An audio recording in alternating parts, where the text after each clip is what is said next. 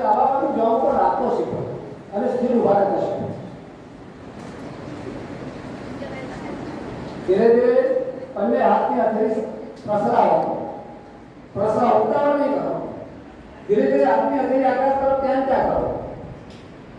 હવે ધીરે ધીરે ઉપર તરફ લઈ જાઓ અને ખેંચો. આવું આ પોઝિશન જાળવી રાખો 10 સેકન્ડ. 1 2 3 4 5